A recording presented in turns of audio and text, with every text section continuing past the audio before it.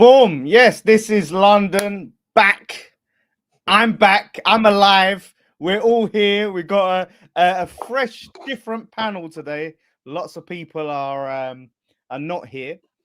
Potts, as you know, it's his birthday tomorrow, so he's out celebrating, enjoying that. So hope he's enjoying himself. And we got a lot of stuff to talk about. Apparently, Deji is coming as well. We got two Spurs fans because that's how much Potts hates their club. He's like, we need double Spurs cooking on the show, so it's gonna happen. And guess what? Right? Obviously, we've got D repping Arsenal from Fam Zone TV stepping in, and the fake ass Timu D is not here. Guess what? West Ham win a game of football. Where's D? Where is he? Every single time of that fact, it's like last season, yeah, when Palace went on that losing streak, and we didn't see him for ages. The guy is an absolute fraud. No ratings at all. Yeah, and obviously we got Don, who's very happy today. Don, right? I need to. Obviously, I'm hosting today, so I need to set some ground rules. Right, we're gonna go into this game. The first ground rule is we need to get you some new glasses, bro. Because the first person I think of when I see those glasses is a guy that used to work for the BBC, and he wasn't a nice guy. You know what I mean? He was not a nice guy, bro. Yeah? Well, listen, I'm not being funny. Maybe he needed some sleep. I don't know. He didn't look like he get no sleep, but these are my blue light blocking glasses. But I swear to God, John, right, we are not fucking hyper analyzing this game. We want big moments. If I swear to God, if I hear you say half spaces, I'm muting you. I'm not hearing any of that. We need to get into the big conversations. We ain't got all night to be sitting here and talking about all the minutia, mate. Like, you've got apparently Deji's on his way. Sean's gonna have to hold the smoke to start with, and just enjoy it, man. Like I said, listen on Greasy Don. When you get to 10K, we'll save that content for your channel, man. All the half spaces and all the Y Scout. So listen, man, enjoy it. I'm just gonna let you start, man, and you know, obviously when Deji comes in, is he frozen? Oh no, yeah, he did freeze. I'm back. Timing. Hey, okay. Deji's in the house. Hey, you know what I'm saying? Yeah. How's it going, Dej? How's it going, buddy? Bro, hey, Don, do you know what it is? Hey, Don, do you know what it is here? Hey, Don, big up to Sean, big up to Lawless. Move me and Sean. Move me and Sean. Even big up to you. Guys, let's not allow our standards to wane based on a little bit of luck that could make you. Wait. Who said you're allowed to come in here? Let's be real, bro. And I control the game like Lavia. Mute him. You can't try come in here. Hey, Deji, you can't try come in here. Time out, Deji. You're time out right now. Yeah. You can't try come here and try and control the games like Caicedo, control the games like Lavia, control the games like my club, my players. Like Lavia. You've got Bentacle. No. You sit there and listen to me, yeah? Because I had to sit there on Friday listening to you talking about how you're gonna beat us, yeah? Don't you know that your gaff is my gaff too? Don't you know that I come to your yard and I take whatever I want from your fridge, yeah? All the lunch bites you buy for your kids, all the paparama you buy for your kids. When I come into your gaff, I take that out and I don't even ask you, bro. Keep your shoes on. Keep your shoes on the carpet. Shoes on the carpet. Shoes on the bed. What do you mean the carpet, bro? Shoes on the bed. Yeah. I come into your room and I put my feet up. I don't even clean them. I don't even wipe my shoes on the mat. Yeah. The Capri Suns for your son. I take all of them, bro. When I come to your gaff. Dressing gown. We're dressing gowns. We're in dressing gown, bro. I wear the dressing gown, bro. I put it on the Versace thing, bro, because you know Deji likes his designer. I know you got a Versace gown in there, bro. You know what I mean? Every time I come to your gaff, 3-point lane for a reason, Deji. Yeah? The only time you have beaten us recently, Dej, was when we finished 12th, when Harry Kane and Oliver Skip scored, bro. Other than that, it don't matter what's going on. Yeah? And I'm even looking at your next set of games right now. We always come to your gaff and we make you start a madness over there, bro. Yeah, I'm not talking about a good madness. When we came to you lot and Jackson scored a hat-trick, that was the beginning of the end for Ange. Yeah, that high line. Everyone saw that this guy, he might not be the guy for the job, right? That was the beginning of the end for him, right? Last season as well, blood. Yeah, We always come and derail your season. Now I'm seeing you've got who have you got coming up, bro? You've got some tough games coming up, bro. Yeah, you've got PSG and these men coming up, right? We have begun it again. Your football absolutely stinks, Dej. Are you happy with your performance?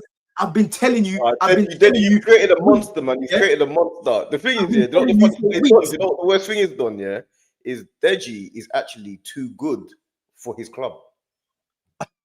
Bro, that's actually the I can agree with that. And the thing is, I won't even come with this much energy, yeah, if you didn't come with the confidence that you did on Friday, yeah.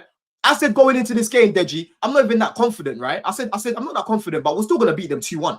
You were like, nah, it's gonna be easy settings, we're gonna beat them. How dare you, bro? How dare you? Can I just say something though? I hear what you're saying, and I fully have to take this L and I have to take this cooking. But you're not gonna sit there shaking your bum because that performance from your club was not that great either, bro. So let's just be real. Bro, you weren't that great. I think it's more about it wasn't that Chelsea. I don't think Chelsea was that great. I think Tottenham was that bad.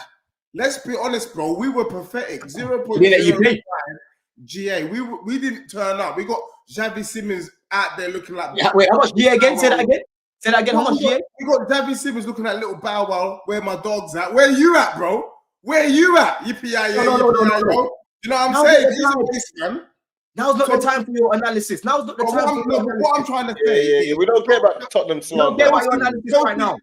For me, Chelsea. You're doing a Don right now. They got the win. I just wanted to have things in context. Chelsea weren't great, but they got the win. Well done. Chelsea weren't great, but we should have battered you. Chelsea were much better than you. They should have won like 4-0. And not only that as well, Don, don't let Deji do the Eminem 8 Mile thing where he cusses himself and tries to take away all your gunfire. You're back with me, no? No, bro, I'm telling you. Can I just quickly? I'm not too familiar with this arrangement here. Am I supposed to be like is it real talk about football, or is it just back your club and be a little bit delusional? I don't know. That's what Deji was doing. That's what Deji was doing. Yeah, So I'm not coming for you, Sean. I'm not coming for you right now. I thought.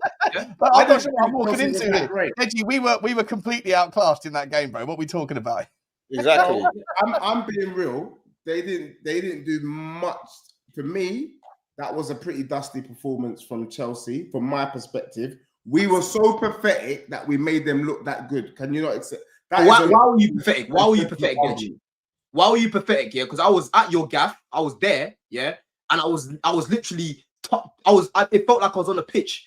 I could see why. I can tell you why. All of the first balls, Edge. All of the first balls, Chelsea, bro. Second balls, Chelsea, bro. Yeah, most of the attacking threat, Chelsea. The best chances, Chelsea. The right subs, Chelsea. Yeah, I can tell you why. Because Thomas Frank, I have to say, is moving like a waste man. Because for me, even if you don't have the players, and Sean, there's no point squinting your eyes. It's the truth.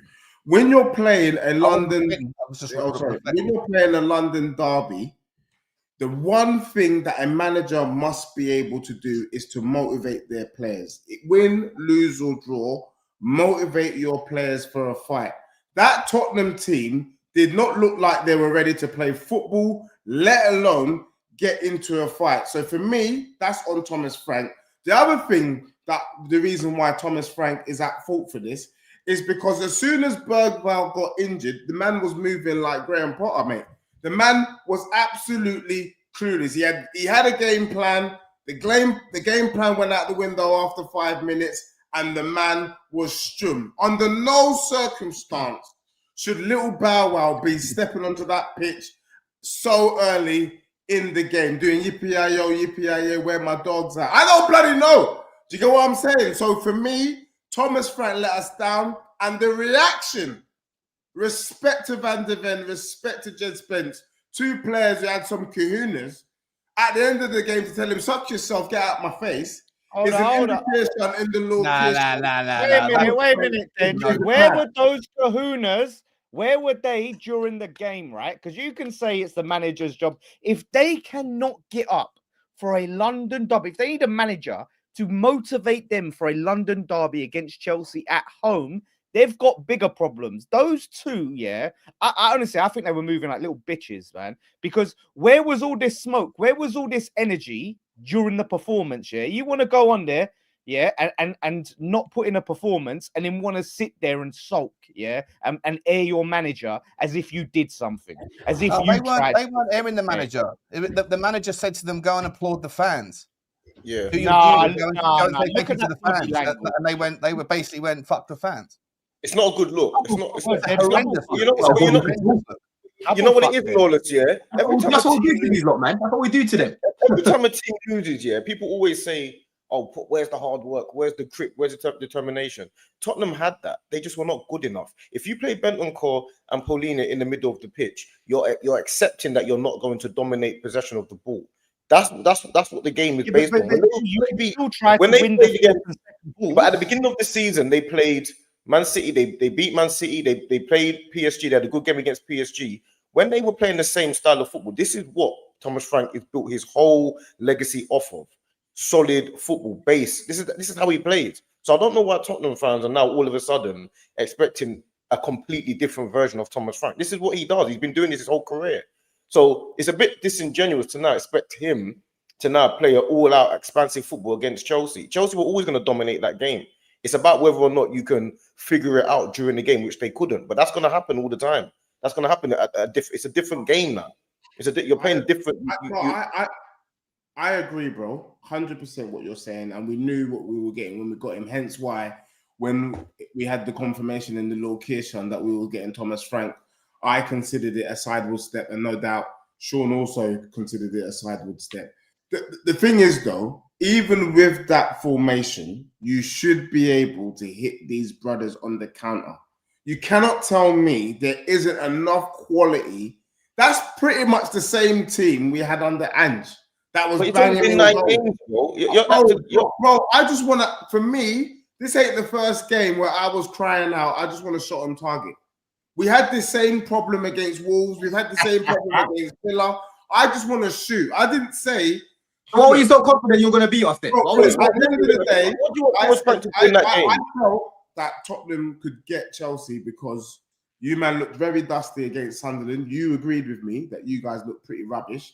And I'm looking at the team that you was going to bring out, and I couldn't see what they could do. And to my credit, bro, you only scored one goal against the dusty Spurs team. It's not like you smashed Spurs. They should have scored 4. They should have scored 3 goals. Should have isn't doing. Do you get what I'm saying? And my argument is created. We actually created against you. You didn't create 4 against us. Less than the GA, I just didn't see any fight from my club. And the last manager that did that was Mourinho. When Tottenham went to the Emirates, Conte did it as well, actually. When we go to our nearest and dearest and we show no teeth, then I'm saying get out my club. You know, Deji, I've had enough of this. I've had enough of this, yeah, because the reason why you weren't able to dominate anything is because we've got can't pay. Moises will take it away in our midfield, bruv, yeah? Can't pay and Moises will take it away, blood, yeah? Bring Kudus to him, shifted. Bring Sarr to him, shifted. Bring Paulinho to him, shifted. Yeah, Bentancur shifted. Yeah, that midfield, bro. Man ran that midfield all by himself. Xavi Simons had to get hooked on and hooked off. Right, every time he was bucking Caicedo and Reece, he was running away, bro. You know what I'm saying? Running away. All I saw was his dreads just running left, right, to the point where he got subbed off, blood. Yeah, Enzo Fernandez running rings around you, lot. You let Reece James come into the midfield and dominate that ball, bro. Absolutely kill you lot off the ball as well, right? Our back line was so solid. Chalobah and Tosin, solid. Kudus got locked up by Cucurella. How many more wingers is this guy gonna lock up? Me and Potts was going back and forth the other week about Cucurella. He was like, "Oh, Cucurella world class. Cucurella best left back in the Prem." How? I was like, "Bro, you're not watching our games then. This is what he does." Hey. Yeah. But what you know what he does? You know what he does? He shits himself, man. When he shits himself when Jed Spence coming and walking up to him, man. That was embarrassing. Hey, listen. You know what's not so funny, yeah? It's really funny because if you were to listen to this conversation, you would think Chelsea were above Tottenham. That's the funny. Yeah. Don't get you would actually think Chelsea were above them. Don't worry about that. Business as usual will come soon. And then come May, Come May, we'll see where we are and we'll see where they are. Let me cook right now, man. Let me cook right now because we've listened to a lot of Spurs right now. Let me big up my boys, yeah? Because we were fantastic in this game, right? Robert Sanchez, bro. How many more crosses does this guy want to collect? You know what I'm saying, Dej? The only thing that man had to save was that shot that Kudus had, yeah, before half time. That was the only thing that he had to do. Everything else, you know what I'm saying, bro? You want to call out Potts for this Sanchez thing? Yeah. Do you want to and then João Pedro, yeah? João Pedro in this game, actually getting involved in the game. He wasn't clinical, but at least he's shooting for a change. Good goal from him, of course, created by Caicedo, yeah? I wasn't really happy with Garnacho and Neto offensively, especially Neto. I wanted a bit more. But when Esteval came on, bro, you're seeing the quality. He played 2 key passes within 10 minutes of coming on, and we created 2 big chances from them, bro. This is why he needs to play more often, because he has that quality in the final third. Yes, Garnacho and Neto were brilliant off the ball. They were mad off the ball defensively. They were good. But offensively, they've got to do more, man. They've got to do more. And this is what I've been going back and forth with Chelsea fans. They're telling me, oh, they've done a good job. They've done a good job, bro. We didn't sign wing backs. We signed wingers. So I'm expecting you offensively to be able to do something other than just giving the ball away. You know what I'm saying? But overall, it's 3-point lane. This is what we do every time. Now it's about beating Wolves at the weekend. Then it's about beating Burnley after that. Then I think we've got Arsenal after that. We've got Barcelona, then we've got Arsenal. Yeah? So we need to make sure that we are consistent going forward because we're too up and down. We can play like the way we did yesterday, and then the next game all of a sudden, or Saturday evening. Man. Oh, yeah? And then the next game we're doing some fuckery, losing to teams like Sunderland. That's the problem with us, bro. But anyway, 3 points, man. When it comes to the bridge, you know what time it is. You know what time it is. The one thing I will say, and I think it's fair to accept, and I want to hear from my bro Sean, is that maybe I've accepted today that maybe you got a hoodoo over Spurs, just like Spurs have a hoodoo over City, just like Spurs have a hoodoo over Everton. And I agree with the comment in the chat from Ryan. He said, bro, just cool the dog, cool your ass. He said, you weren't that good, bro. And that's the point I'm trying to make. I'm saying Tottenham rolled over, we pulled our pants down and we went, smack me, daddy, smack me. A bit like how you, man, behave when you play the red Tottenham, the spicy Spurs Scotch FC Red Hot Chili Peppers. So let's not get carried away. Tottenham was pathetic yesterday. Is that funny? I don't know why we were pathetic. I don't know why the players didn't turn up. Because for me, there's a number of things going through my head from an individual and a team collective. First of all, little Bow Wow should be saying to himself, for whatever reason, the Chelsea deal fell through. Let me go out on that pitch and show these man what they're missing. Instead, Chelsea man them were breathing a sigh of relief, going, look at this pussy, oh, he's rubbish. Yeah. Then I'm looking at the Spurs players. Yeah. All right. You know the history. You know the bad blood. You know the little black cloud hovering over us between us and Chelsea. Go out there and put in a performance to make the fans proud. All we got was boos. We booed the players, bro. It was pathetic. All I saw in the WhatsApp groups, online, on the radio, on TV was, this is Spurs' worst performance of the season. This is pathetic FC. Deji, why was that? You're saying you don't understand why we couldn't get a shot off. This season, for the first time, we tried to play for the first 5 minutes a 4-1-2-1-2 or some sort of weird 4-2-2-2, narrow 4 men in the midfield nonsense. The reason why is because we couldn't handle. Thomas Frank accepted the fact that the midfield battle was lost against Reece James, a repositioned right back, baller that he is, Caicedo and Enzo. If you're sacrificing the width in the team because you've already accepted you can't win the midfield battle and you lost it anyway, 5 minutes in, you're taking off Bergvall because he got a ball to the head, and you're bringing on Xavi Simons, who there's a problem with German 10s in the Premier League, bro. They come and they think they've got an extra second on the ball than they do. These guys need to wake up and realize you've got to get rid of the ball faster than you have. But we sacrificed them. We tried to battle in the midfield with 4 men. And then as soon as Bergvall went off, I don't know whether it would have worked if he stayed on the pitch or if that whole thing didn't happen. But there was an acceptance that we couldn't handle the midfield battle. And if you don't win the midfield battle, most of the time you ain't going to win the game. You bring on Xavi and we immediately go back to a 4-2-3-1. And Xavi's like doing what he does. And by the way, he wasn't the worst player on the pitch. The expectations around his price tag are putting the pressure on him, but there were so many shit shows. I've never seen Mickey van der Ven went to Stuart Nethercott settings in that game. His passing was horrendous. I've never seen Pedro Porro can't defend. The only thing that's great about Pedro Porro, he's first in every passing stat for every right back in Europe. But he's forgotten how to pass in the last month. There's problems all over the park. Thomas Frank's setup was absolutely well, at home, it's unacceptable for a Tottenham manager to be setting the team up to play the way they are. So I feel you, Deji, on like the impatience and why the fans like feel the way they feel. It's working away from home, but I think against Chelsea, I think we lost the battle before we even got on the pitch, to be honest. And that's my problem. Do you think Spurs? Yeah, I think. And look, I'm being neutral here. I'm not. Don't take this the wrong way. I think you're getting a bit above your stations too early. 100%. Look where you came from last season, right? Let's look at last season flashback. Finished 17th in the league. Horrendous. Losing games for fun. I think like you won like a handful of games. I can't remember what the stat was. It was horrendous, right? Point being, to go from that to now expecting to be just back up in like regular settings, we're a top 4 team and we're going to be competing and all of that. Don't you think there's a little bit of impatience among the Spurs fans, and you need to for sure? Give them no, I think there is, but I think that last year was also a false position. Like we haven't got a squad that's 17th worst team in the Premier League last year. No chance, right? We were playing gung ho football. We've gone from Bonnie Blue football under Ange to Mother Teresa football under Thomas Frank, right? It's ridiculous, you know. I agree with you 100%. Last season for me was a freak season, and when I look at all of the games that Tottenham have dropped points, I know people can say, yeah, it's usually an issue around the managers or the players, but when I look at the Bournemouth game, I think we set up wrong. The Brighton game, we set up wrong, sorted it out second half, got a point. Wolves game, set up wrong, hence why we got a point. Aston Villa game, set up wrong. And then this game, set up wrong.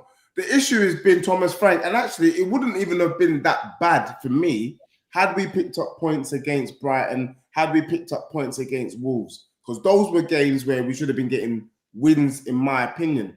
Yeah, I can take the defeat to Villa, even though we should have actually drawn that game or won that game.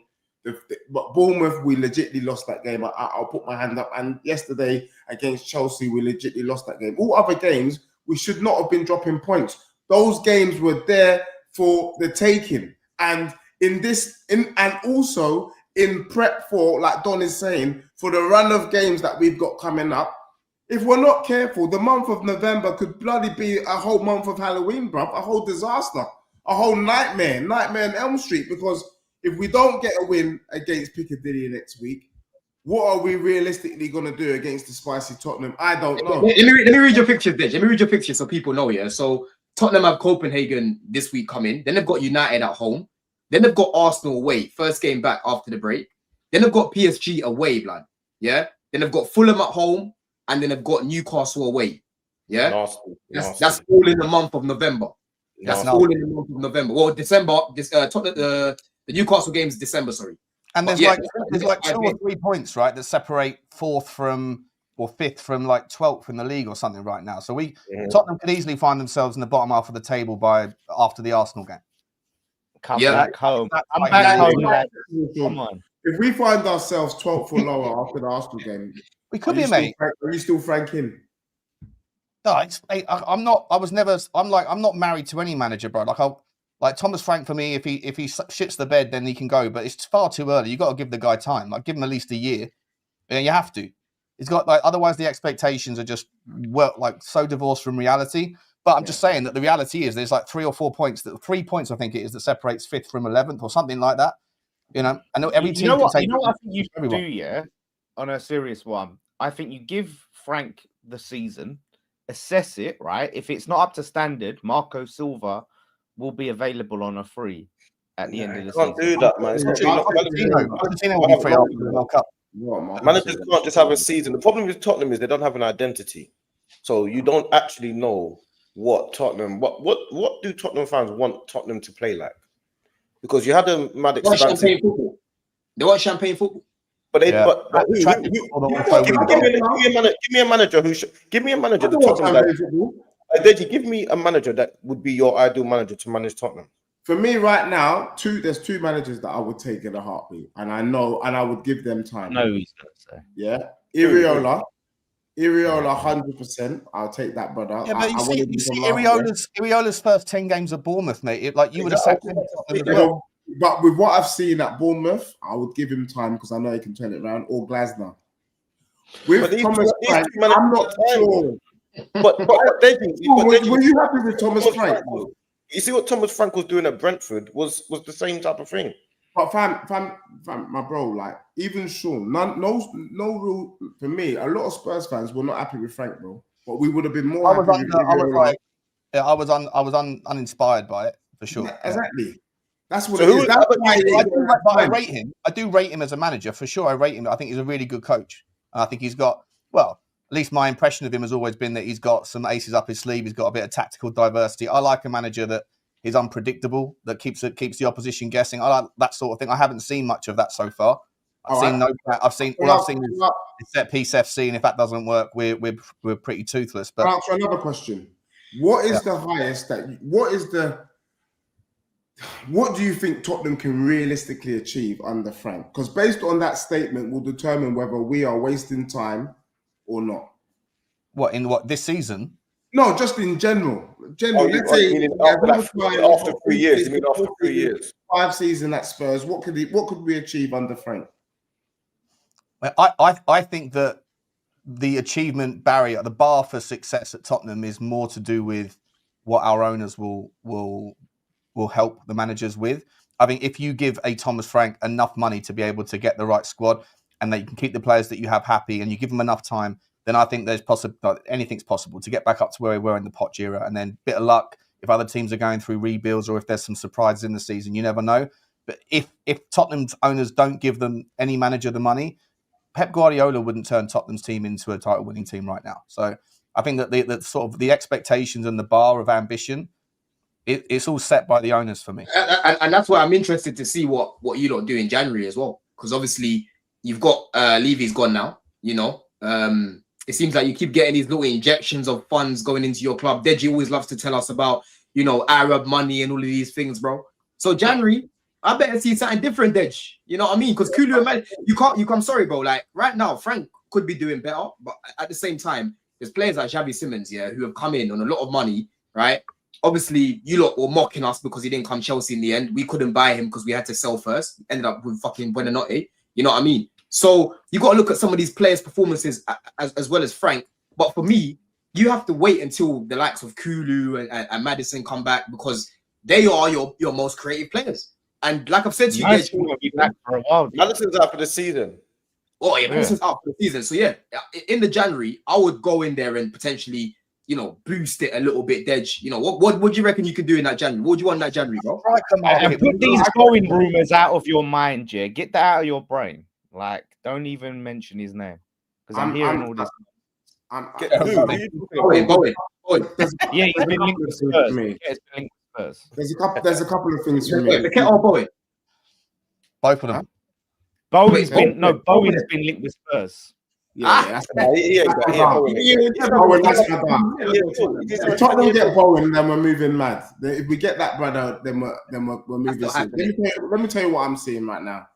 In answering in the question I threw at Sean, I see best under Frank 4th, 5th, and I don't know if that's good enough. Part of me feels like we're wasting time because right now I want to be competing, or I want a manager that I know that potentially we could win the league or compete for the league with, and I don't quite see that with Frank. But I'm happy to be wrong, and I'm happy to be proven wrong. I don't mind. It's my club.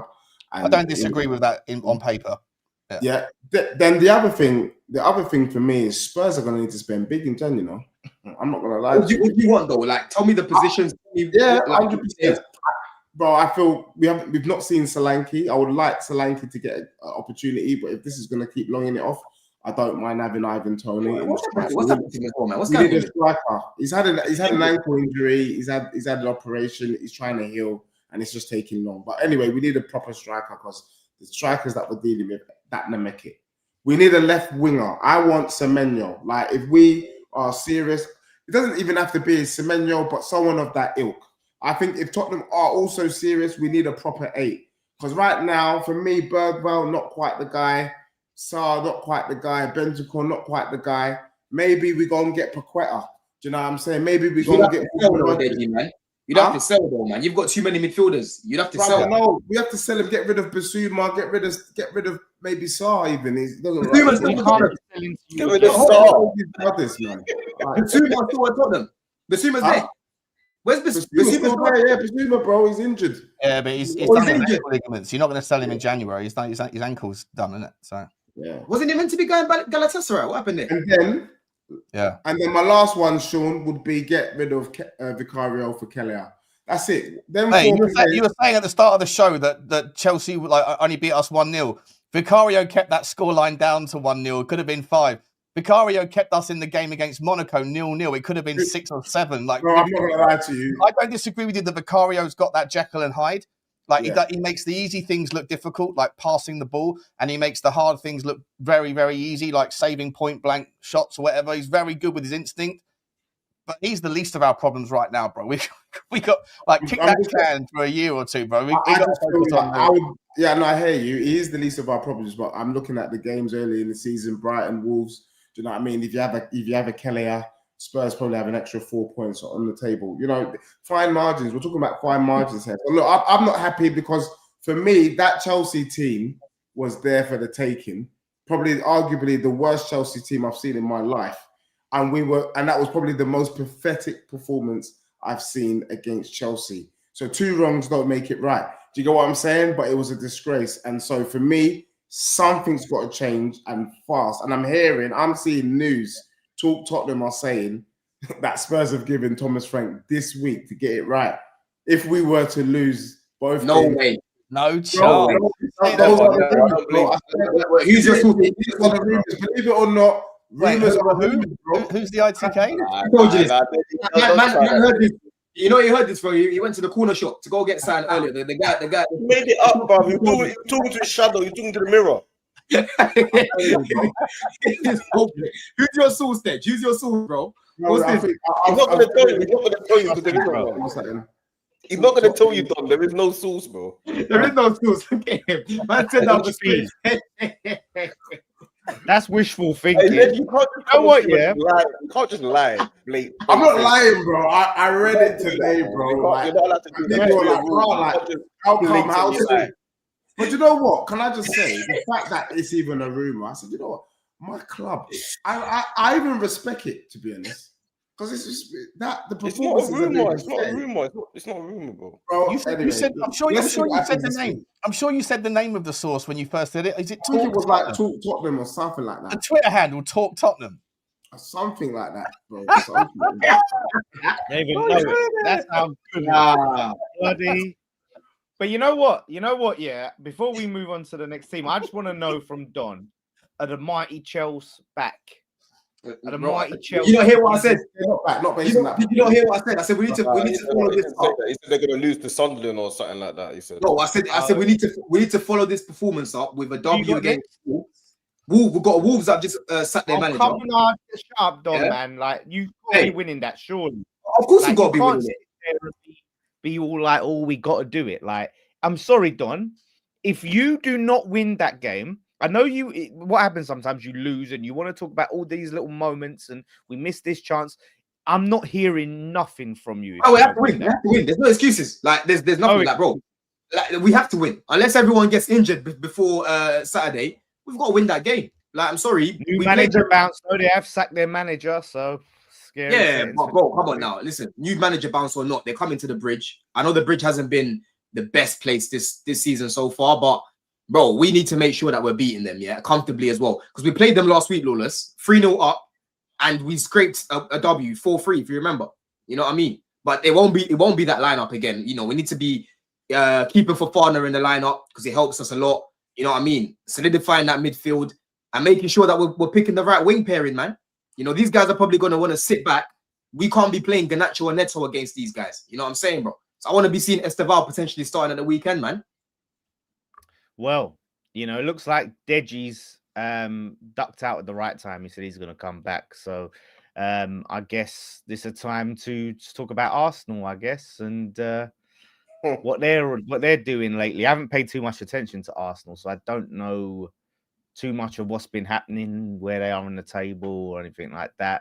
No, we played you the other day, so you should know how it's been going. Because we played you a couple weeks that was like ages ago now, isn't it? That's like a lifetime ago. Like, come on. Was it? I was there at that game, funny enough. Yeah, I was there. I was at that game as well. But you know what? Yesterday, beat Burnley, man. Everyone's saying like, and open play goals. Everyone's like, look, see, we scored. We were. I know most people obviously didn't watch the game. It's a 3 p.m. kickoff, innit? But obviously, I watched the game. But we were brilliant, bro. Like honestly, I know everyone's talking about Caicedo. Obviously, Caicedo played the next day on TV. I know there's a big Rice and Caicedo debate. They're both top drawer, but Declan Rice is sensational. He was like it was a 10 out of 10 performance. He was the best player on the pitch by a country mile. I remember when me and Don, when I first started streaming, Don knew I was coming back. I can't take this seriously because you're laughing. Because he said to me that Lavia was better than Declan Rice, right? Now, yes. What? Yeah, so he is. Did you just say he is? Yes, he is. He is better than Rice. Okay, yes. So since that time when Don said Lavia is better than Declan Rice, since that time, this was the beginning. This was the end of that beginning of last season. So what happened? What's happened since the time between Lavia and Rice? What have they both achieved since then? Who's proved their point more? I mean, Lavia, he needs to just work on his fitness. Everyone knows how good he is.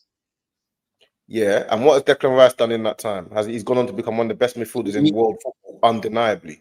I don't think he was great last season. I don't even think he was your best midfielder last year, bro. Oh, he proved it. Two man the matches against Real Madrid. Oh yeah, that means that he had an amazing season, right? No, I'm giving you credentials that he's done. What Lavia can't even get on the pitch, bro. And you got people like Don comparing Lavia. He's not even comparing Caicedo. He's got people like Don. That's these narratives. No, Caicedo's better. This super chat says Rice is slapping up Caicedo all day long. Can we not do this debate? I'm tired of it. I'm tired. Those two are the best two in the league. You know what I'm saying? Those two are the best. I've got. That's the first time I'm hearing it. Please explain to me what it is that Lavia is better than Rice at. Bro, in terms of building up, right? I think his passing is better. You know what I mean? I think he's more press resistant. I think he's better on the ball. You know what I mean? I think Rice is more of a box. I think Rice. We haven't seen Lavia playing as a box to box. He's played more like a 6. But in that first phase, there's no debate who's better in that first phase. Everything you said is the same thing. You said the same thing 4 times in different ways. Lavia can comfortably play in that 6 by himself. Rice cannot play in that 6 by himself, bro. He needs Zubin. He won a trophy with West Ham playing in the 6 by himself. What are you talking about? No, he didn't. West Ham. When he played at West Ham. You had your Chelsea. He played in the pivot at West Ham. What are you talking about? One sec. He's been a 6 his whole at West Ham. Captain, probably one of the youngest captains ever at West Ham that got them to the first trophy in years. He didn't get us. He was one of our worst players in the final. So let's just. I know what you're trying to do. I understand. Emerson was our best player. Bowen scored the goal. What did Rice do in that final? So who's your best player at West Ham? Who was your best player for the last 5 years at West Ham? Who was your best player for the last 5 years? Yeah, look at the time frame he's giving you. Who was the best player for the last 5 years? That's a long time frame. Rice had it for a couple seasons, yeah, but we've had good seasons. Yeah, he had it for a couple seasons. Like when he was there, he was what age was your game, man? What age was to do comparisons, bro? Just talk about your game, bro. Like, what are you gonna tell me? Do you think that Rice is better than Lavia on the ball, bro? Do you actually think Rice is better than Lavia on the ball? Rice and Lavia in a comparative debate sounds so stupid, and I'm trying to explain to you. No. I'm trying to explain to you, yeah, that when you come to actual football talk and you're actually having a conversation, You cannot say Lavia and Rice and expect people to take you seriously. It doesn't make any sense, especially online. Why did you want to replace Partey with Lavia, bro? Why did you want to replace Partey with Lavia before Zubimendi? Before Zubimendi. Lavia's an up-and-coming talent. I can't believe you're still standing by your statement. I'm asking you, why did Arsenal want to replace Partey with Lavia, bro? He's an up-and-coming talent. I just told you. Yeah, they wanted to bring in Lavia before Zubimendi. Yeah, you were heavily linked to Lavia as well, right? You were heavily linked to Lavia as well. You wouldn't swap Lavia for Declan Rice today. Well, right now, if you're looking at their injury record, there's an argument to want to take Rice instead. But in terms of ability, bro, I think Lavia is better. There's an argument. I think Lavia is better, bro. Like you're not gonna look at how Lavia makes man skank. Yeah, there's times where I'm watching the guy. I'm watching from my house. When he dropped his shoulder, I'm dropping away like this. I'm watching the game at home. I'm doing this, bro. You're not gonna tell me that Rice is better than Lavia on the ball. I'm sorry, bro. I'm not hearing. Why do you said the same thing 4 times? Everything you do is about the same metric. But why are you comparing them? Talk about your game against Burnley, bro. Because you had a good game. He had a good game.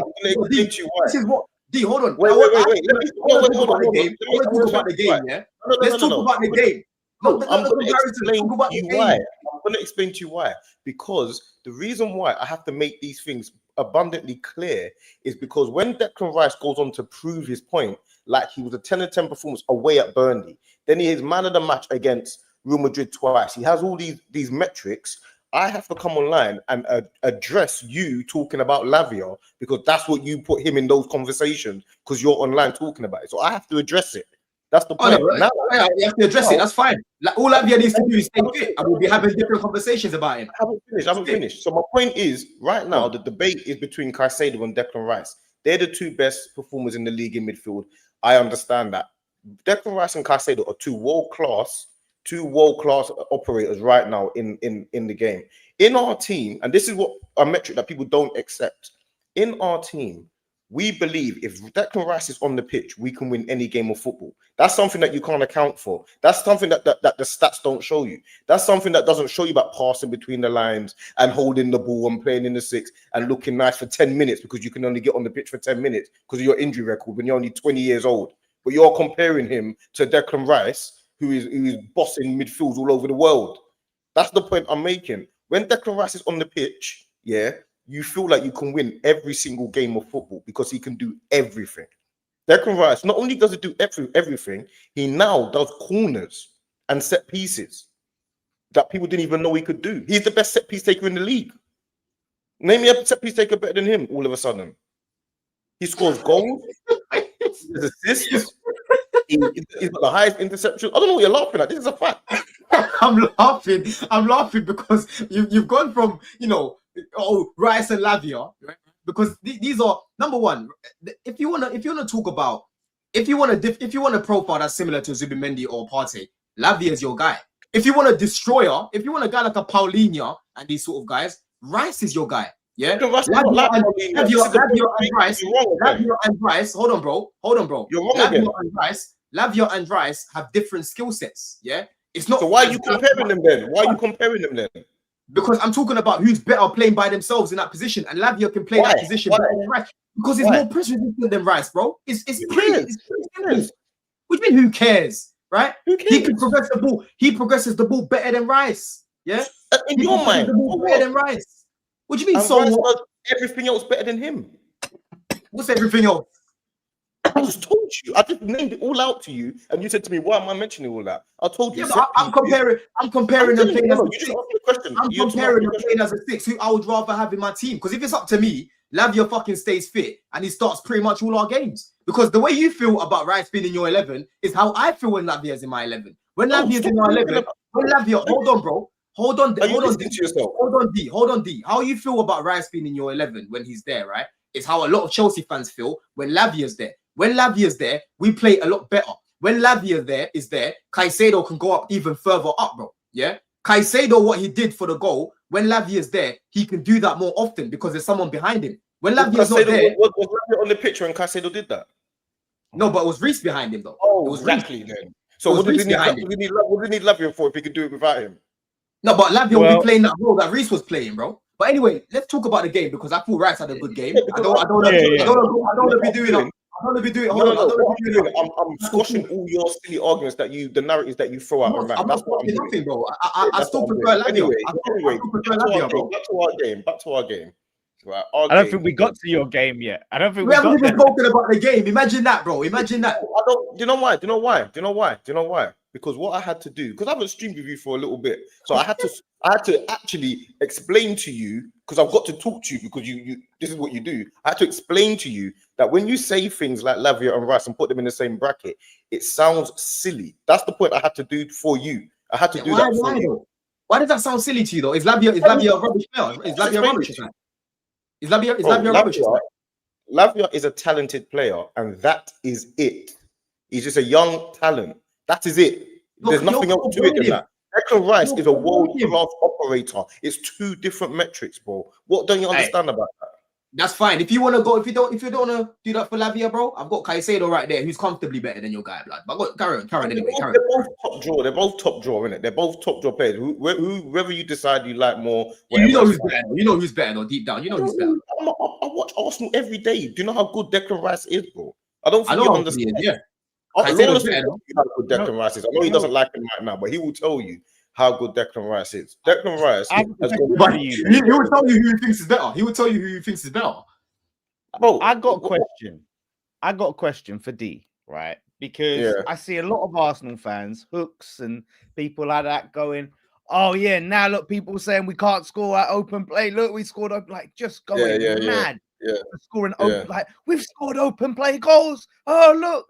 And it's like, oh, is that like a crazy thing to do against Burnley? Is that something that's like completely unheard of against Burnley? The first goal was a set piece, though, to be fair.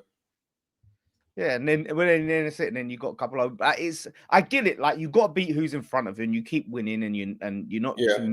That's fine, but I just think you're doing too much with this. Look, it's an open play goal. It's like fucking Burnley, man. No, you know what it is. You know what it is. You know what it is. You know what it is. Yeah, it's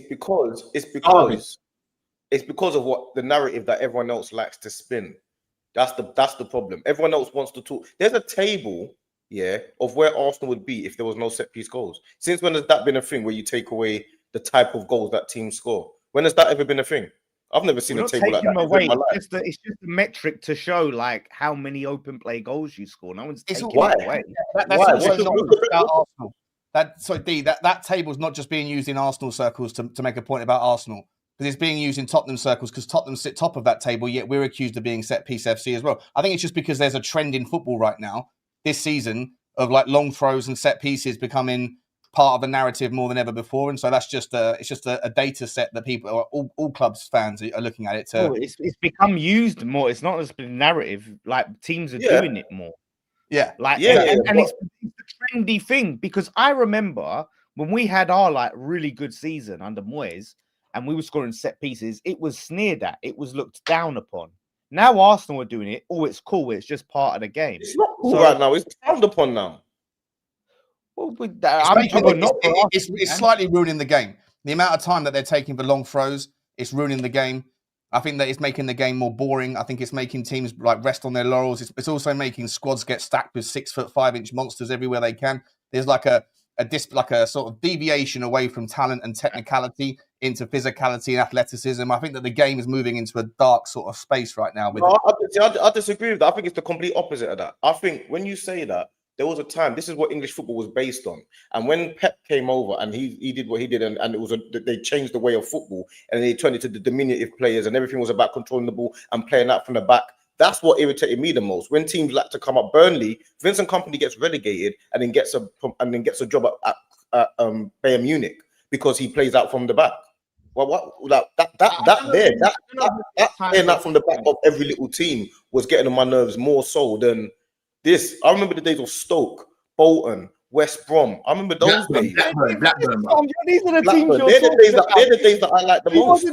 But we're not seeing Man United, Liverpool. Like you lot weren't doing it.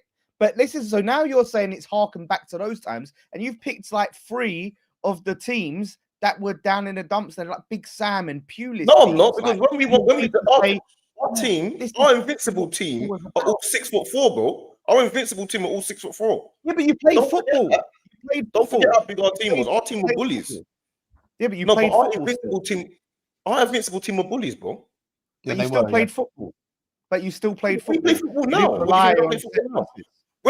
When we played you the other day, you didn't have the ball once. Yeah, but you know why? It's our approach. I mean, not saying that you. So your approach. So why did you play football when you got the ball then? Why did your keeper go wrong? Ask Nuno. No, I'm asking you because when we played you the other day, I was there. We played you, and you guys kicked the ball long every time. Why? Yeah, but that was what Nuno's approach to the game. Because that's how he did it. Back in the day, right, when you had like the Pulises, right, you had the Stokes and that, they were mixed in. There was like a couple of teams that were mixed in around like a smorgasbord of different styles of football, and it was always interesting to see a team going to Stoke and seeing if they could handle Rory Delap's throw. Yeah, 100%. These things were like rare, but they were good battles. Styles make fights, that sort of thing. Whereas now it feels like the overwhelming majority of teams are all moving in the same direction because it feels like there's like the fine margins of a win and loss are so little that any kind of incremental little percentage point opportunity for an advantage, people are moving into it. And I just think it's spoiling the game, like the flow. No, I see it with Tottenham. But my guy Kevin Danso, we get a throw in. He spends 25 seconds looking for a foul. Sure, don't get me started on that. And you was even playing for corners. That's one thing that you lot were doing. You were playing for corners. Yeah. So would you rather teams play out from the back all day and the bottom teams be playing out from the back and conceding? No, it's not about that. The bottom teams need to do what they need to do, but the top team shouldn't be doing it. It's just like I get it. If you're Burnley, yeah, and you're down there fighting for your life, do what you got to do. But overall, football's an entertainment. Back in the day, right? And you want to harken back to what football used to be. It used to be end to end. Teams used to try and get the football up the pitch as soon as possible. They weren't playing for corners. They weren't sitting there every team from 1 to 20 doing long throws and relying on set pieces. There was football being played. Go back and look in the 90s and them times and the early 2000s. So this idea of that's what English football was based on. No, that's what them certain teams like West Brom and Stoke were based on. But now we're seeing Arsenal do it. And look, if you win the title, that's fine. But don't sit there and we don't play long ball football. No. What I'm saying is thing, right? Just like focusing on your advantages, getting on the training ground, and absolutely rinse and repeat in those set pieces. Like I say, I'm not hating on it from Arsenal perspective because I'm a Tottenham fan, because I see every club trying to move in that direction.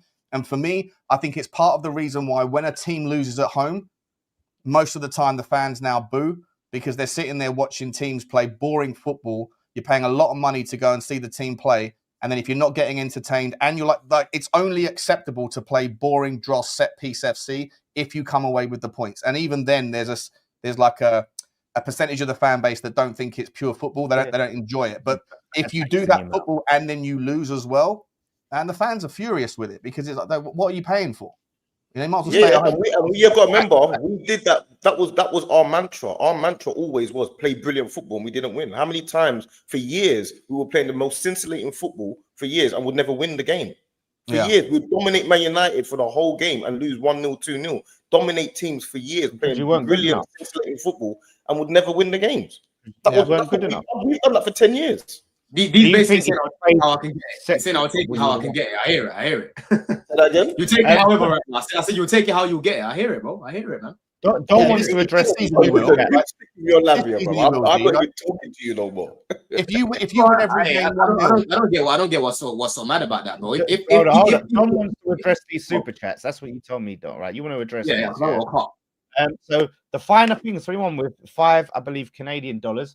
D, save your breath. Don has a rice complex on display every week, always loud and wrong.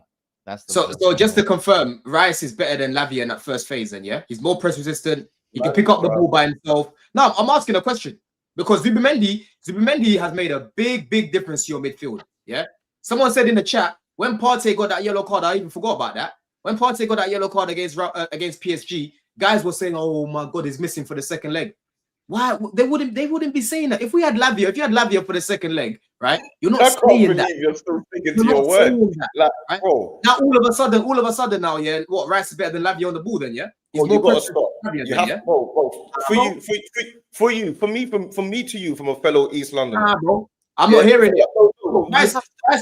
Rice right now is deep. The thing is, you lot should, if anything, you lot should be thanking me. Yeah, you lot should be thanking me. Yes, you know why you should be thanking me, bro?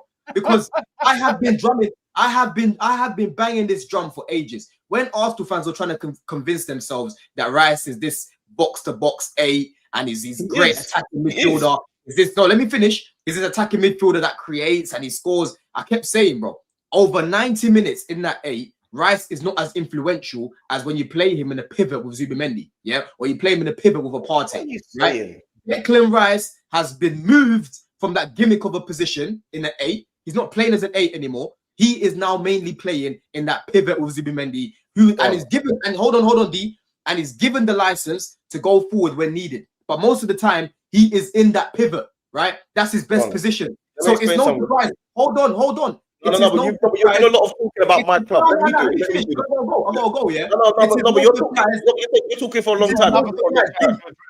It is no surprise that Rice is playing better now because he is in his natural position next to someone else, right? Rice cannot play the way he's playing right now in that 6 by himself, and he's proven it on numerous occasions. He needs someone to hold his hand. He needed Jorginho. He needs someone to hold his hand. That was Zubimendi that he needs. Listen. You have to stop.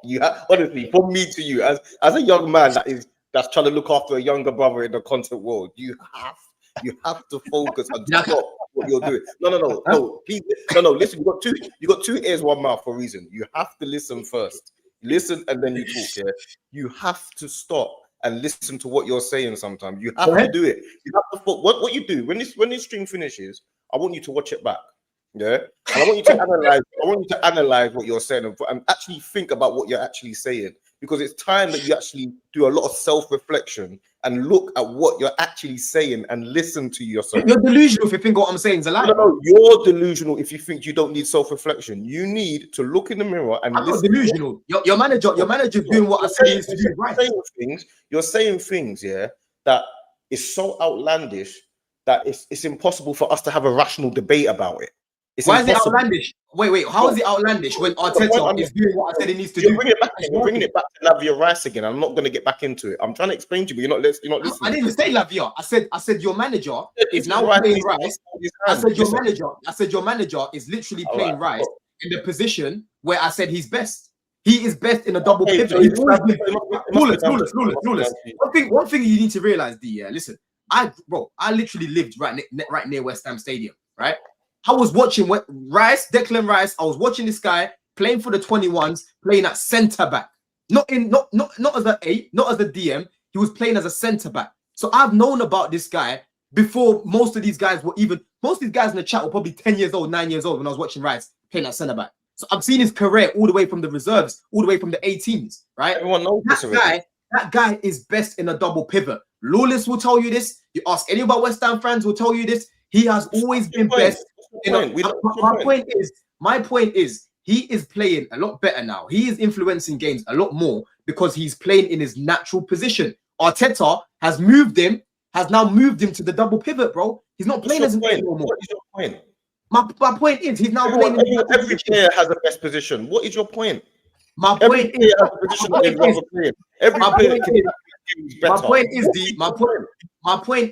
Declan Rice is not on 8. He's a 6 who needs to play the pivot, bro. Your point you're making is what's your point? Oh, he plays better. My point is, your manager. My point is, he plays better there than there. Or Arteta moved him there because he's better there. Well, obviously, going to put him in a position that plays better in, isn't he? Not really. You're not solving world poverty here, bro. Wait, not necessarily. Why did he keep playing him as an 8 then? Why did he keep playing him as an 8 then? He's playing Declan Rice. He's trying to figure out what his best position is. He's found his best position. Oh yeah, can't figure it out. Did you ring Arteta and tell him to play him there? Bro, listen. He worked it out himself, didn't he? Maybe your club needed me. He didn't need your analysis, did he? Arteta needed basically more than a season to realize he's not an 8. And you figured it out when? When did you figure it out? I figured it out from West Ham days, bro. You must be Einstein then. You must be Einstein. Bro, what about Einstein? Lewis will tell you where his best position is, bro. You must be Einstein. He's defensive midfielder. That's his best. He's a DM and he's best in the pivot. He used to play next to Souček, bro.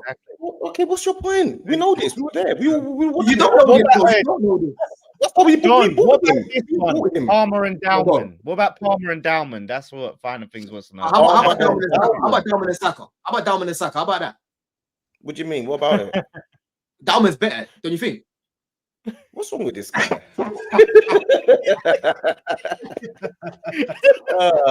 God, you are sensational, bro. Listen, you are sensational. I'm gonna wind up. I'm gonna wind up. I'm gonna wind up. I'm gonna wind up, man. I'm gonna wind up. But wait, listen, I've got a cut. I've got a cut, man. Anyway, it's been good. It's been good chat. Oh my, This is about what we're Wait, finish the super chat. Finish the super chats. Yeah, I've done them. This one. If teams are winning games, Sunday league football. If teams are winning games, Sunday league football, why do they care about what style rivals want? And the thing is, I'm not even saying that Arsenal fans should sit here and care like, oh, you know, we need to play this way. I want us to play this way because rivals are criticizing. But we're allowed as fans of football to criticize a team and their style of play and say we don't like football going this direction. So it's not to say that he has to sit there and grovel and apologize and go, yeah, we shouldn't be playing this way. But me and Sean, just as neutrals, to say, yeah, like not just Arsenal, but other teams, we don't like to see football relying so much on set pieces because not just Arsenal, it's the game's going that way, and I think the game is worse for it. That's it. I agree with you, Lawless. But the thing is, the funny thing about it, my whole family is West Ham fans, apart from a few of us, which is me and Arsenal, a couple of Arsenal. Yeah, my whole family, they all go every West Ham game. They die season ticket. They die hard. Yeah. When you lot had David Moyes, you wanted him gone because you didn't like the football. Yeah. Cool. He brought you success and stability. He finished 3 years or something in the top 8 or something like that. You wanted him, but people don't actually know these things. But then you but there's context you're missing. But go on. No, the context is that you didn't like the football. That's the main context, isn't it? No, but what was the football that we didn't like? It wasn't exciting enough. But when you decide now, like you've had time to go to certain managers and it's not worked out. You've had time when you had Pellegrini, you've had the Zolas, you've had all of these guys, and it hasn't created stability. The only stability that you've had in the recent years is probably David Moyes. Now, then you went and got Graham Potter for scintillating football. You wanted him gone. Now you've gone back to stability in Nuno. This is what's happened. So I'm a bit confused as to when you say that you want entertainment, but then you've hounded out entertaining managers. I don't really get it. Okay. Let's deal with this. Let's address this. Yeah, right, because my cousins are West Ham fans, so I hear it all the time. I can tell you everything about your club, bro. I'm from East London. I can tell you everything. Let me tell you. I'm from East London as well. Yeah, so and guess what? You all three of you, yeah, you're all rats. Deji, Don, yeah, you're all from East London, supporting two North London teams and a West London team. Get out of here, man. Get out of here with that nonsense. But what I will say is this: Moyes, he was playing Arteta ball, right? Set piece FC for the first few seasons, right? First few seasons when we was balling out, right? He saw. And I saw this isn't going to be sustainable. The counter-attacking, relying on set pieces, we're going to get figured out. He saw that. He changed the way we were playing. He tried to become more possession-based, right? But wasn't able to execute it. So my problem with the football wasn't our defensive. It was trying to, when we was playing possession and passing it sideways and backwards, that's when I wanted Moyes out, because that's what we would do. We would hold on to the ball and pass it round the back. We weren't long ball or any of that, and we weren't. Well, let me cut you there quickly. So what you're saying is you wanted him out because of the style of football, which is my point. Regardless of the situation, you've got a manager that's brought stability to your club. And the results. Let's not forget the results. Let's not forget that. What do you mean? You sacked him the year after you won the Conference League, bro. Okay, but in the league, what results are you talking about? Okay, well let's look at in the league. In the league, we were dog shit that year. We won the Conference League, right? Yeah. Spurs when they you're not like me. You're not like me. Yes, like Spurs when they sacked Ange. The following year, and you, I'm sure, remember this very well. Record goals conceded, right? 6 to your mob, yeah. We conceded 5 to Chelsea, 5 to Fulham, 5 to Palace, yeah. We were getting battered every week while playing shit, boring football. So why would I sit here, right, when we're getting bent over week in, week out, playing boring football and say more of this, please? Because he had 3 years of stability. This is the reason. This is the point. The point is, it's not like Ange Postecoglou. Ange Postecoglou had 1 year of complete and utter madness. You guys had 3 years of finishing in the top 8 of the Premier League. It's different. He had a lot more. The thing is, mate, right? It's like for Arsenal, it's a little bit different. For City, for Liverpool, for teams that have a realistic chance of success, like 90% of all trophies in the last 25 years have been won by the same 5 teams. If there has been very little jeopardy of relegation, right, for the last 3 or 4 years, it might be different this year because of the teams that come up have invested and done well. But for the most part, the teams that come up go back down. So if you're somewhere between the 6th best team and the 14th or 15th best team, you have very little chance of going down and you have very little chance of winning anything in reality. So playing good football is necessary because playing boring football isn't going to win you. You're not going to win enough games to realistically win a trophy anyway in the domestic cups. You might get lucky if you get into the Conference League, right? But there's different expectations, I think, for fans of teams that need to get a trophy over the line. Like Arsenal need a trophy right now. It's been 5 years of progression and phase, whatever you're in. But now your fans will be willing to do whatever you've got to do to get over the line. And it looks like you're going to do it this year. But for the rest of us, I think there's a higher need for fans to be entertained because ultimately success is probably not going to come unless it's a rare occasion. I agree with that. And I think that only really comes into play when you talk about the teams from, say, 12th to the bottom. I don't think that really comes into play with the middle, because I think the middle from, say, 10 to 1, I think they can all potentially get, like, for example, Bournemouth and Newcastle and the Aston Villas. They can be in Europe 1 year. They can potentially challenge for Champions League places. They can. It's very different. That gap is not so big anymore in the Premier League. The Premier League is the hardest league. The gap is so small between the top and the top 10 or 12 teams. It's really small. So I think the Brentford, those sorts of teams, the Brighton. I think from there down, Wolves and down, I think your point makes a lot of sense. But West Ham are not actually in that bottom bracket. They're actually a bigger club. They actually should be in the Aston Villa bracket as a club. But this is it. But including, I'm making as the point. The point is, West Ham are not in the bottom bracket. But in that bracket, D, right? If you're in that bracket, like you're saying, us, Newcastle, Villa, and then the upper bracket, right? You lot, Chelsea. No manager can survive playing shit football and losing every week, right? It's just not acceptable for any team. It don't matter who you are, unless you're like down there and you're just scraping for your lives every season, right? But for most of us in them brackets, you can't do it, man. No fan base is going to. No, I agree with that, Lawless. But I think again, another point comes back to it. Then is you really also can't go down. So the reason why you guys have panicked and sacked Graham Potter is because the realization, same as Nottingham Forest. Nottingham Forest did exactly the same thing. Nottingham Forest went over, had Nuno, was absolutely fine. They finished top 8. You thinking that's a brilliant season for Nottingham Forest? Nearly got relegated the year before. That's phenomenal. Then you think, you know what? We need entertaining football because we're one of the lower teams. We've got to entertain fans. They go and get Ange Postecoglou. Realize, you know what? Going down is a lot worse than having entertaining football. And it's suddenly possible again because Sunderland have come up and spent money very, very well.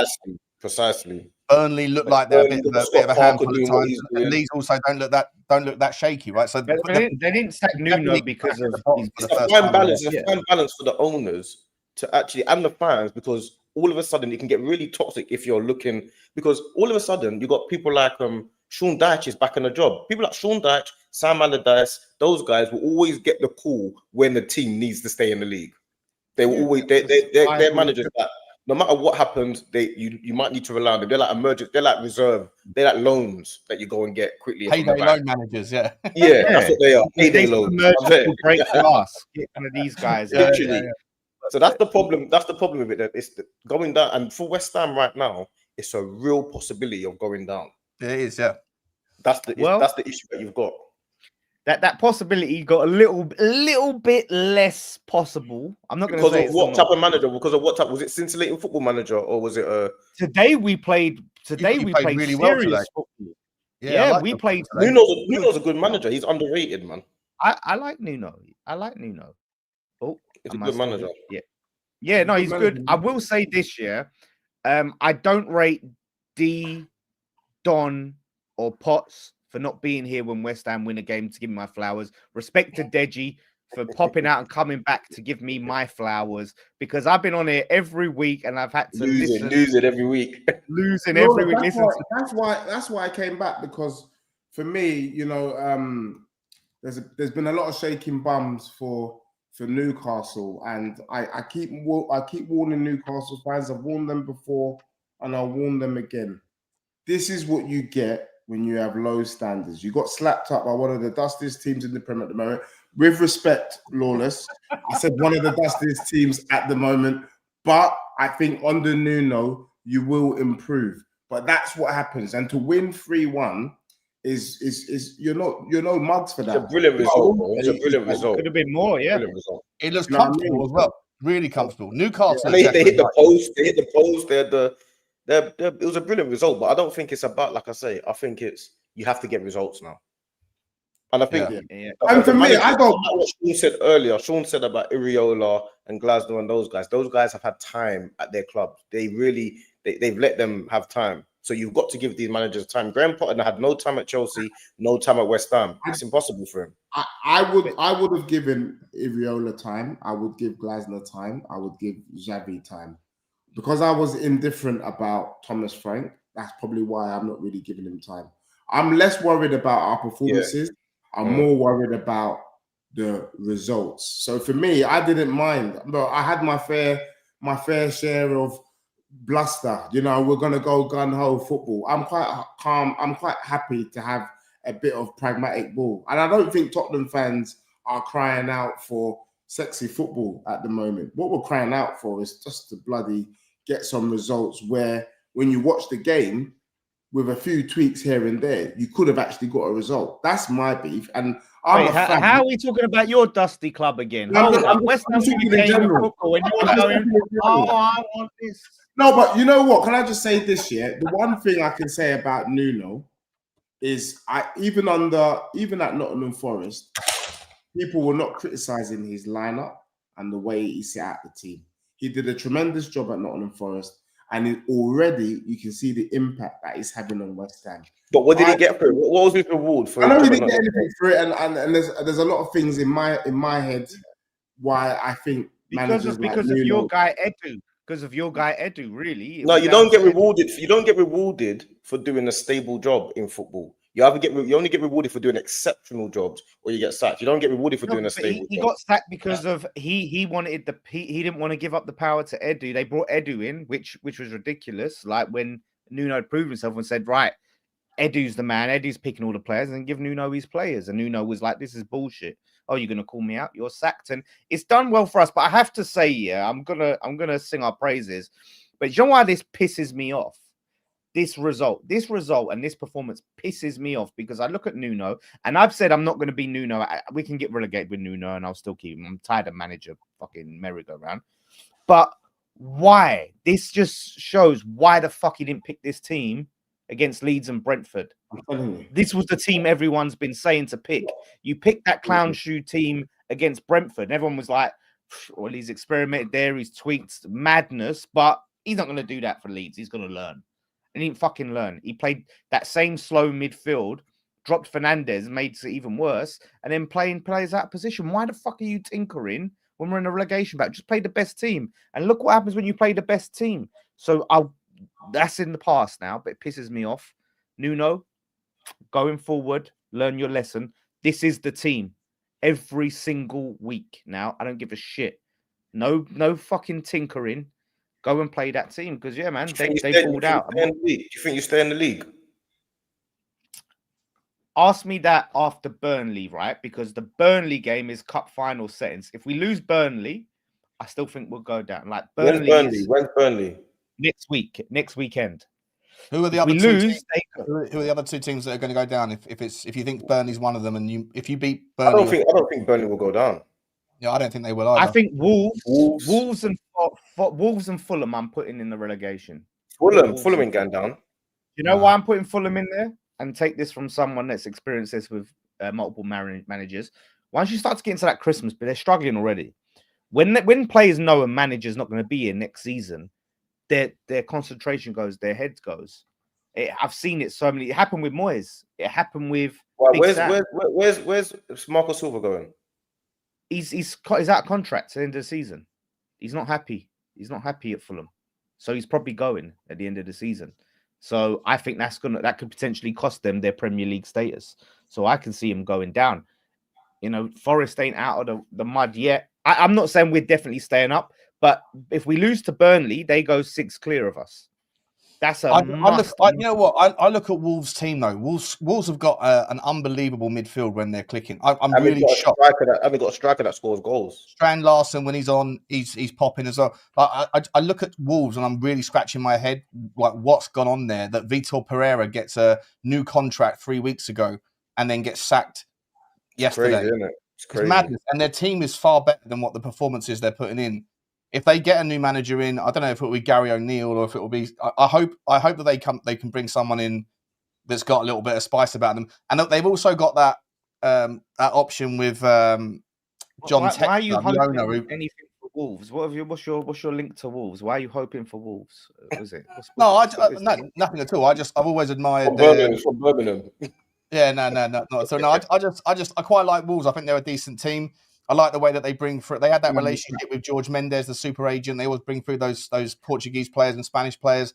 They might be getting that new owner or that John Textor, ex-Crystal Palace guy, who's got all those relationships with Botafogo and Brazilian players and that. And if he'd be a good fit, even though he's up to his eyeballs in debt, he'd be a good fit to work with Wolves. And that's not going to happen if Wolves go down. So part of me just would like to see that story play out over the next couple of years. But I've got no affiliation to them. But you know. Yeah. Fuck Wolves, they can go down if it's to keep us up. In my opinion, if it keeps us up, bye Wolves. As long as we stay up, that's massive. Because another thing you're not accounting for either is injuries. Yeah, injuries can happen. Thankfully, we are in a big problem. If who gets injured? If Bowen gets injured, it's a big problem. Bowen's key. Yeah, but we got Paqueta. Yeah, listen. If they're injured, same thing with the other teams. I will say this: I have to, because Arsenal fans, whether it's you, Hooks, Potts, come on it. Well, you didn't today. I'm just throwing you in it, but you haven't. To be honest with you, Potts and Hooks, and sometimes judges, right? Always want to wax lyrical about their youngsters. Oh, Dowman. Yeah, I have to talk about Freddie Potts, right? Freddie Potts, he's good. Bossed it today, man, and we've been calling for this guy to come in for ages. Fucking Graham Potter, mate. I hate that guy. He is an absolute fraud. He's a clown. I can't stand him for what he did at this club. And he played Freddie Potts in preseason every game, and he looked great. Gone. Nowhere to be seen in the season. And then you have Nuno coming in, and you've got fucking Andy Irvine, who was like this close to joining Wrexham, starting over him. Madness. And he come on today and showed why he should be starting. Do you know what pissed me off here? This rule, this offside shit is a joke, because he scored, to me, in football, a perfectly good goal. We should not be ruling out goals because a toe is offside in football. That's anti-football. That's bollocks, man. Souček's toe was this much offside. There has to be a line though. There has to be something has to be offside, isn't it? It has to. But this is what I'm saying. Like they were supposed to say it like when there's daylight, but I feel like if it's given and you're going to VAR to rule out a goal because of a toe, then fuck it, goal stands. Like we can't. Like that's not what the offside rule was invented for. It was to stop players trying to get an advantage by staying that far up the pitch, just hanging by goal hanging. Just stop goal hanging. Yeah, exactly. Like not to get toes. What is that? So I'm just sending something to Sean, because Sean asked me about my sauce earlier. You've gone back to that, this guy. No, I need to, because I can't came back an hour later when I spoke to someone. I can't be mugged off. Sean, check your WhatsApp. I'm looking at it right now. Let's have a look. Can I read it out? Yeah, read it out. Tottenham have made contact to understand if Pochettino would be open to a return if Thomas Frank was to be sacked. Mate, listen, Tottenham. I'm going to look up who this underscore Tottenham talk underscore. This is a rip-off. It's a rip-off account. Underscore Tottenham talk underscore. This has got. He's got 8,000 followers. Come on now, buddy. What are we doing here? I mean, listen, Pochettino. First of all, he's not going to come back before the World Cup, is he? Let's be honest. But he might be the answer after the World Cup if it all goes tits up. But come on now, Deji. Oh, do you want Pochettino there? Do you want Pochettino back? Do you know what? Part of me would say yes because I thought he was a legend, but I feel like that season has gone. I'm not sure now. I think the opportunity to get Poch was after Ange. Now that we haven't got him, I think we're gonna have to go fresh, man. And I'm gonna go for. I think for me, I need Iriola and Glasner now. They're the ones. I would even look at the Brighton manager. Don't make me sick. You want to go to three at the back? Glasner plays three at the back. Yeah, I think we can. We've got Danzo, Romero, Van der Ven. They're good. They're quality defenders. I actually think we should have gone 3 at the back against Chelsea if Romero was fit enough to start. To cut out that midfield. I don't know why we're talking about Tottenham again, but cut out the midfield battle, go long, do what we did against PSG. Look at this guy, Deji. This is new rule. Next week, if West Ham lose, none of you are allowed to cook me, right? Because even though you stayed, Deji, all you want to do is deflect and divert and talk about Spurs, who actually lost this week, by the way. Reminder. So there will be no cooking of West Ham. So you're going to be disappointed if we lose. What are you going to do if West Ham go down, Lawless? What are you going to do if West Ham go down? What am I going to do? What are my options? Do you know what? I want to ask you and Wolfie, are you guys still going to be online streaming and that? Yeah. I've got a better question. What are you going to do for Lawless? Get from Fan TV and like. Do you know what I mean, Sean? No, but guys, genuinely. Hi, mate. Do you want to do a show? You can ask a question. Really and truly, Sean, you're not really going to be that. What we're going to say, oh, yeah, they played Wickham. Do you know what I'm saying? Like, really? No, but can I ask a question? You have to go and get a new middle, bro. No one's going to know. I want to know what you, man, are going to do for Lawless. Like, legit. Like, what can we do for him? What are you going to offer Lawless when they go down? No, I feel sorry for Lawless. Do you know why? Because West Ham are actually a big club, but all of a sudden they're so not relevant no more that he has to. You need to be more creative, Lawless. Basically, what needs to happen now is you now have got to be the actual piece for West Ham online. You've actually now because West Ham are giving you nothing. They're not giving you anything. So now you actually have to now be creative and find new avenues to gain traction for West Ham because it's a mess for you online because now you're on panels. No one really cares what happened with your team. Like you beat Newcastle, but no one cares. It doesn't really. They care when we lose, don't they? They got all the chat for us when we lose. Only because you're there. Yeah, well, I'm just saying. That's what I'm saying. I mean, I would love to. I'm going to put it out there, Lawless. When you guys go down, I'm willing to do a 3-hour stream on your channel just to give back to the community. Yeah, that's what I'm talking about. Something like this. Yeah, this is what I'm talking about, Deji. This level of. Yeah, well, you got to give back. So I'm willing to do it. I'll be there. I'll be there, Lawless. I'll be there. You better hope and pray we go down, man. You better hope Nuno don't fucking transform us like he did to Forest. You know, you better hope that don't happen, my friend, because the comeback, the revenge. If you do go down, does Jarrod Bowen go to Liverpool to replace Salah? Probably. I think so. I think that's likely. Yeah. Yeah, I think that's likely. You think he's got Liverpool? Yeah. I think he might go to Liverpool. Yeah. I think Salah's time. Mate, he's been linked for years.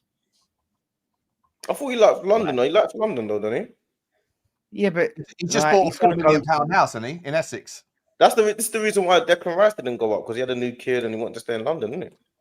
Yeah. I just think that's weak, though. Like, oh, I want to stay in London. Like, it's a real thing, bro. It's a real serious. If you're a grown man, yeah, and you've got big opportunities and you're gonna turn it down because of London, I think that's weak. Of course you will. Look, cool. That's a normal thing for players. Mate, if I get like the opportunity of a lifetime and I have to fucking move to Liverpool, I'll go, mate. You might not, though. You might not, though. What do you mean? I'm just gonna say you're saying opportunity of a lifetime, but Bowen's already at a Premier League club. He's already well paid. He's already living the life already, isn't he? Trophies he can win Champions Leagues and all of that. Like he can go to Chelsea. If he would start at Chelsea now. I listen. I always see myself living there. I don't never see myself living anywhere else, right? But for the right scenario, I'm moving. If I've got ambition, if you've got ambition, you'll move. So, I mean, look, if he wants to stay, listen, I'm not fucking arguing with him. If he wants to stay because of London, London's great, mate. London, Essex, all of that, brilliant. Who's the best player that you've got that would stay at West Ham if you went down to the Championship? It's a good question. Potts, yeah, probably Freddie Potts, because in the midfield, yeah, right now, yeah, Freddie probably Potts. him. I can't. Maybe Fernandez, since we just got him. Somerville would leave, right? Fernandez Somerville we might be able to persuade. So I think we could persuade a couple to do a season. But a few of them, yeah, they'd be probably ducking the out. keeper, Areola, probably as well. Areola's on big money though, man. Oh, is he? And that's another reason, yeah, why fucking Graham Potter's a fucking idiot, because he signed that Joker Hermanson, yeah. He spent record goalkeeper signing Hermanson, brought him in, one of the worst keepers I've ever seen, like drops Areola to start with, like off the bat for no reason, and puts Hermanson in, who has an embarrassing performance after embarrassing performance, only to have to put Areola back in, who proved today why he should never been dropped. Absolute clown, clueless.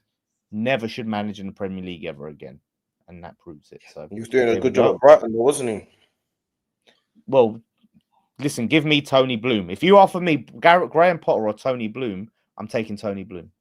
Straight up and down. Isn't that the same argument then about Matthew Benham, who's exactly like a carbon copy of Bloom at Brentford? And then people make out that Thomas Frank is some worldie, but is it also maybe just because of that scouting model that both Brighton and Brentford can benefit from?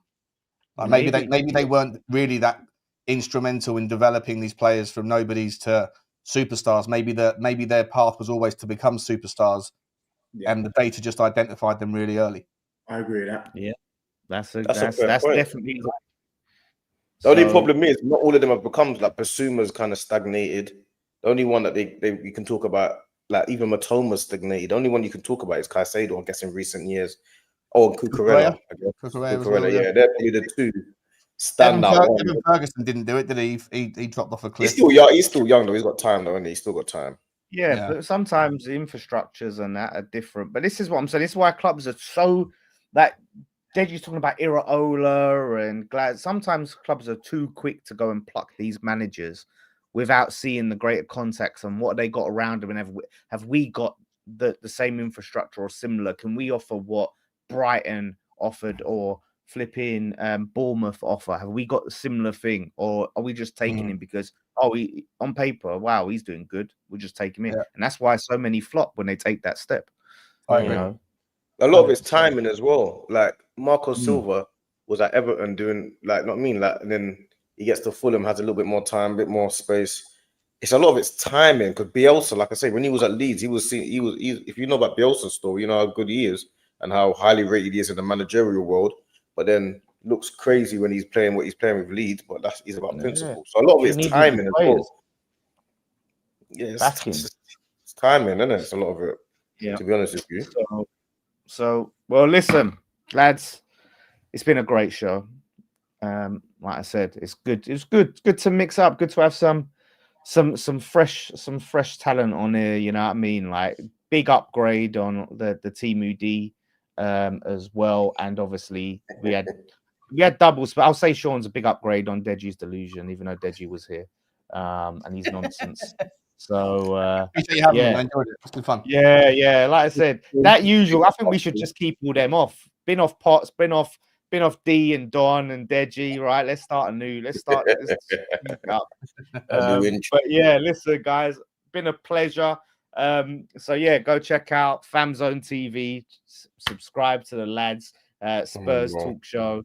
And of course, my guy Deji Spurs. Go and subscribe to all of these guys and check out Lawless Live and West Ham Fan TV if you want to go and see me, reactions and all of that. Watch along, crazy settings. So yeah, big thank you to everyone in the chat. And yes, we'll be back next Sunday. Cheers for watching. I can't remember how he signs out his show.